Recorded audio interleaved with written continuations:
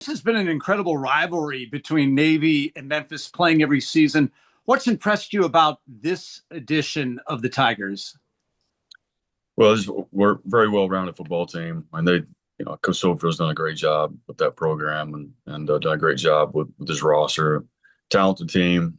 Anytime you take a talented team like that, that's extremely well coached, you got a really good football program, and he's done a phenomenal job there. And I guess there's a little bit of a rivalry, but we've been on the wrong end of that thing for a long time, and we've had some close games, and got a ton of respect for their program and their staff, and excited about the challenge. I always look forward to this game.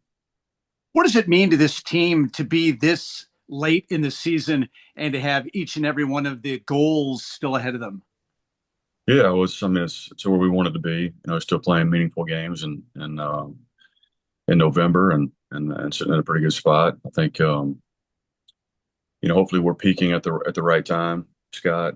I think every week there's been things that we've looked at and feel like, man, if we can just do this a little bit better, all things that we can control. Hopefully we're getting to that point where we're clicking on all cylinders, and made improvements in all three phases. And but I like this football team. I like where we're at. I like the way we prepared the last couple of weeks. I thought we've made progress in a lot of areas, over the course of the last two games. So excited. Told him yesterday, I'm really excited just to see us play and to see the progress. I think take a lot of pride in the way that we work and the way we practice, and the way we prepare. And I don't think that's dropped off, throughout the course of the season. And I think that's going to pay off for us here in these late games. And how about the adversity that you faced early in the month? What do you think this team learned most about itself that's going to help it in this final stretch run from that adversity? Yeah, I think probably the thing I was most proud of, in the last time out, winning that game against South Florida, a really good South Florida team, was we did it after two consecutive losses. And I think that's when you kind of find out a lot about your team and the character of your team, and just the resilience and the grit. And the guys came back, went to work, and understood, the areas that we needed to improve on. And I think we got better from those losses. And I think that paid off last time we were out. And I think it'll continue to pay off. Happy Thanksgiving, Coach. Good luck. Have a good trip. Hey, happy Thanksgiving to you. Tim Nolan. Coach, how excited are you to get the opportunity to coach a college football game on Thanksgiving Day, an FBS game on Thanksgiving Day? That's a pretty rare deal. Yeah, no, it's great. It's going to be a great atmosphere there in Memphis, and I played with the only college game on, right, Strauss? Yes, sir. Yeah, so haven't done that in a long, long time. So excited to be a part of that. And, great opportunity for us to show people who we are, and show people our brand of football, and hopefully make a lot of people proud and inspire a lot of people. Yesterday, I had the chance to talk with Cam Nichols about just how much that Jake Guillermo has provided for this offensive line. What's the biggest piece that you've really taken away from the way he coaches that group? Yeah, he's done an outstanding job. He's your quintessential O-line coach, and tough, coaches him really hard, is an excellent teacher, understands the game very, very well, and coaches the guys hard, but those guys know how much he cares about them too. And just a great work ethic, a ton of energy, a ton of passion, and just a really, really good football coach. And we're definitely better because he's here. There's no doubt about it.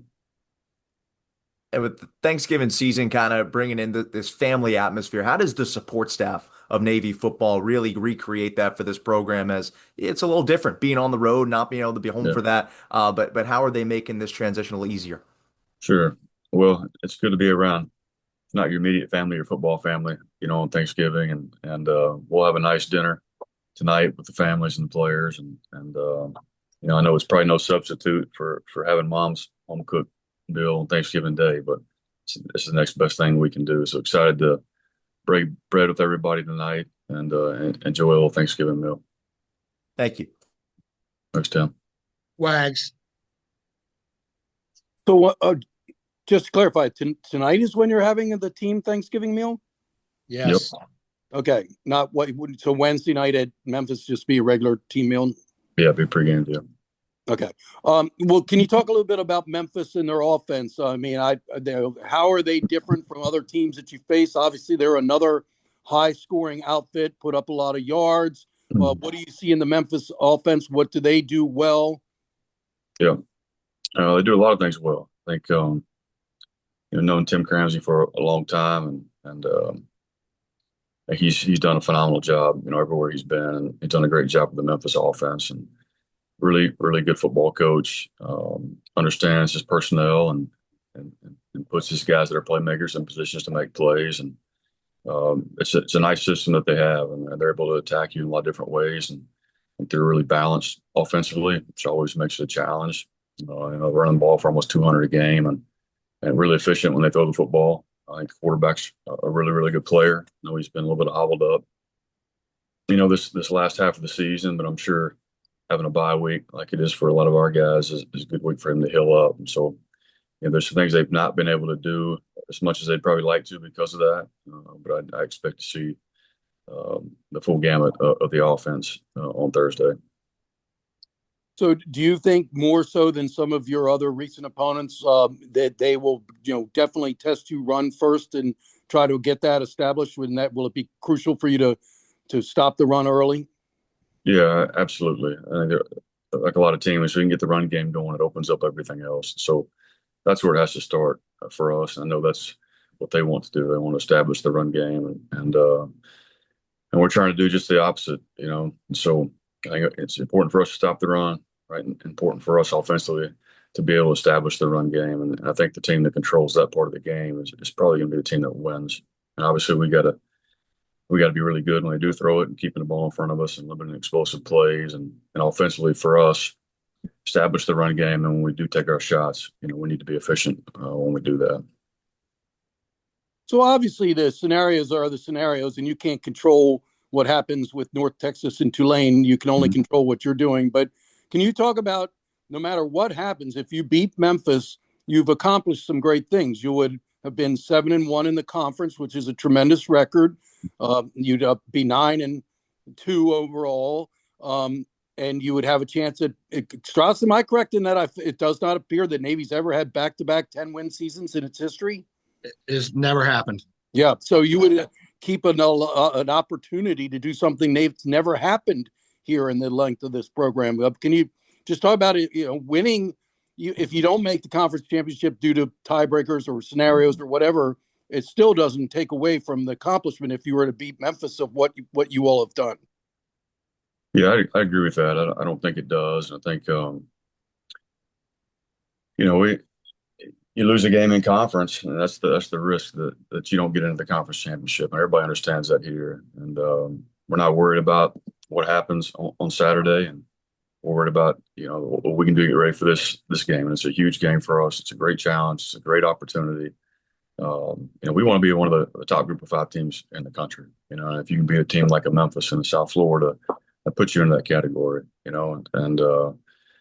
I'm proud of where we're at. Obviously, you look like they played better at certain times of the year, and like to go be able to play that North Texas game, but you can't do that. You got to learn from it, and move on, and our guys have done a great job of just taking it one game at a time. And I told them the other day, there's a lot of things that can happen over the course of the next week. In regards to conference, in regards to the CFP, in regards to bowl games, all those things. But that's stuff that's entirely out of our control, other than what we can do against Memphis on Thursday. And so that's all our guys are worried about. And they're fired up. They're excited about the opportunity, excited about playing on Thanksgiving. And so we're going to control things we can control, and try to do everything we can to go 1-0, and however the cards play out is how they play out. Thank you. Scott Wyckoff. Coming out of the USF game, Coach, what you saw there and what you've seen in practice heading into Memphis, how have the young defensive backs responded to the message that you guys have been preaching to them? Really well. It's personnel changes and different guys seeing time, and got to evaluate guys over the course of the last 2 weeks. I was really proud of some of the steps we made against South Florida in the back end. I think a guy like Philip Hamilton settling in at free safety, I think he's gotten better every week. I think some of the young guys we played at corner are going to be really good players. I think they've made progress as well, and are playing with a lot more confidence right now. So I think we're really close to playing really good defense. I believe that we've gone against some really, really good offenses, and you look at numbers and things like that. It's hard to validate that. But I do think we've made improvements, and I think we're playing a little more confidence right now, and excited about where we're at. Told our team last night, I'm excited to see us play. Excited about this game, obviously, but I want to see, excited to see the improvement and the progress that we continue to make, this late in the season. I think that's what's going to separate us here, coming down to the end of things. You mentioned Philip Hamilton. How important, in addition to his play on the field, is his example of a guy who comes into fall camp third on the depth chart, is responsive to a change of position, and now has found himself in a starting role in that change of position? Yeah, a great example to our entire football team. And he's a guy that loves football, prepares the right way, practices at a really, really high level, has great energy during practice. I can't say enough good things about him and the job that he's done. And they got a lot of confidence in Philip, and he's a competitor, and that's what you want, especially back there in the back end. He plays with some confidence, plays with some swagger, believes in himself, believes in his teammates, great communicator in the back end, and really plays our style of football every way that you look at it. So really proud of him and what he's done. Now he's grown and matured, and the ability to transition from corner to safety in the middle of the season is not an easy thing to do. But he's a really smart football player and picked it up quickly, and you see his growth, week to week right now. It's something you've talked about all the way this team practices and comes to work every day. Yesterday, really getting after it, and during a time when maybe some teams would be thinking about, worrying about injuries and such, they really got after it. What does that mean to be like that at this point of the season? Yeah, I think it's everything. We talk about consistency and the energy that you come to practice with and the focus. And it was a high energy practice yesterday, which is exactly what I want. These practice reps are game reality. And so you have to practice a certain way with a certain intensity and a certain sense of urgency in order for that to carry over into games. And I thought Sunday we came out a little different week for us. I thought we were a little flat. We went to work, but it wasn't the same kind of energy and enthusiasm that we had yesterday. And that's the way I want our practices to be. I want guys fired up to be there. I want it to be high energy, and I want it to be game-like, during the course of the week. And I thought yesterday was one of those days for us. And we need to finish this week up the right way. Thanks, Coach. Yeah, thanks, Scott. Yeah.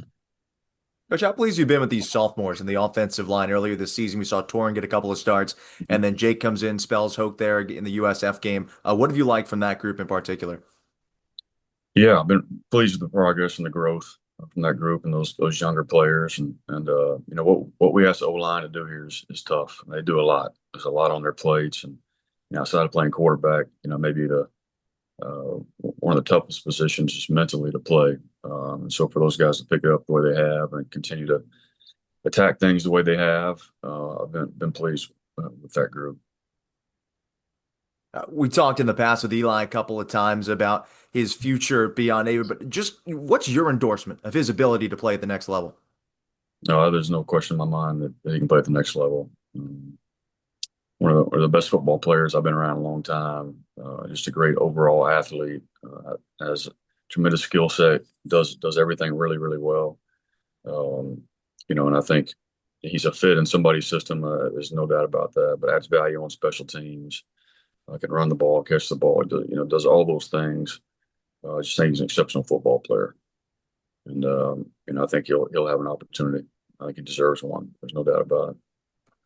And lastly, for me, Coach, what did you really like about the way your defense stifled USF big playability, especially in that first half, that could help you on Thursday against Memphis? I like the way we competed. We ran to the fight, against USF, and it wasn't perfect. We talked about that, but I thought we played 3 quarters of really, really good defense in that game, and I think that's something we're trying to build off of, going into this game. But wheels fell off the bus a little bit in the fourth quarter, and had some colossal mistakes by some of our less experienced players, which is something that'll happen when you're playing young guys. But I thought we learned a lot from it. And I thought, I think it goes a long way to create some confidence in the unit. And I think we've been searching for that. And I think we found some of that.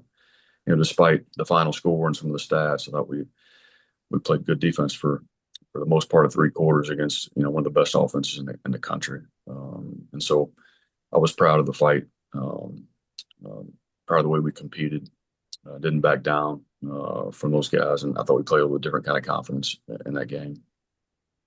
Thanks, Brian. Thanks, Tim. Wags. Navy and Memphis have had some really good games over the years. And I mean, in a way, this is one of your top rivals in the conference. A lot of the teams have come and gone from your schedule. Memphis is the one team that Navy's played every single year since they've been in the conference. And I remember in 2015 with Keenan Reynolds as the quarterback, that was the first really, really big conference win that Navy had in the American when they beat Memphis on its home field. When I think Memphis was first place in the conference and ranked at the time. It was a huge win. Yeah. Can you talk about the rivalry with Memphis? Because that's the one team you play every year. Yeah, it certainly feels like a bit of a rivalry. Like I said, we've been on the wrong end of that one, too many times. But you love playing Memphis because Memphis is going to be one of the better teams in the conference. It's going to be one of the more talented teams in the conference. You love the challenge of coaching against them. I think they've got a tremendous staff, and so you're always excited about, the chess kind of chess move part of this game, but no, I love having them on the schedule. Ton of respect for them, and you want to play the best teams in the conference, and the fact that we played them every year is a positive thing in my mind. But you have not beaten them at the Liberty Bowl since 2015. Can you talk about trying to get that turned around? I mean, obviously you've beaten them at home plenty of times, but not been able to get them out on their home field. Yeah, I mean, it's not something I've thought about. Last time we beat them there, I know it's Liberty Bowl is a great venue, and they get great crowds, and it's not an easy place to win. It's certainly a hostile environment. Had a shot a couple of years ago when we were down there, but yeah, I know excited about the challenge of going on the road, playing in a hostile environment. It's a really good football team, and it's exactly what we want to be playing. Games that we want to be playing in at this time of the year with something on the line. So it's going to be a great challenge, but I know our guys are excited about the game and the opportunity that presents. So Ryan Silverfield was mentioning during his press conference that he's known you since he was at Hampton Sydney. Yep. Do you remember that? Well, we didn't actually know each other when he was at Hampton Sydney. We went back and just tracking our coaching history. We figured that out at some point. I don't know which one of us figured that out. It might have been a reporter even, but no, like I said, known Ryan for a while now since we didn't really know each other until he was at Memphis. But when I was the defense coordinator here, we were friendly and got to know him, over the years and really like him as a human being and have a ton of respect for him as a head coach. But, most of our interactions are a text message here and there, congratulations, or, we have our conference meetings in person. It's always good to see him and catch up with him, but think a lot of him. So did you actually play Hampton Sydney when you were at Washington and Lee? We were both coaching at the time. Yeah, we played Hampton Sydney when he was coaching there and I was coaching at Washington and Lee. Got it. Understood. Yeah. Am I able to ask another question, Strauss? Yeah, go. I'm right. Blake Horvath was officially informed that he is a potential finalist for the Heisman Trophy by the Heisman Trust. That's. I mean, it's one thing for people like me to say Blake should be a Heisman Trophy candidate, but when the Heisman Trust, which administers the trophy, sends you a letter, that's a whole nother ball game. And Blake said he's going to definitely frame that letter and keep it for his rest of his life. Your thoughts on that honor, Blake? I might frame it. I might frame it for him. No, that's a huge deal just to be considered. We hadn't had too many guys considered for that award. And it's fantastic. And then you got a guy like Landon Robinson, Outland Trophy, semifinalists. I mean, how many times at the Naval Academy do you have one of those? And a guy that's getting a letter from the about the Heisman Trophy. It's but well deserved. And I certainly think he deserves to be in that conversation. And happy for him, but it's a pretty big deal. All right, Coach. Thanks a lot. You got it, Wags. Anyone have anything else for Coach? All right. Thanks a lot, Coach. Thanks, everybody. Thanks, Happy Yep. Thanksgiving.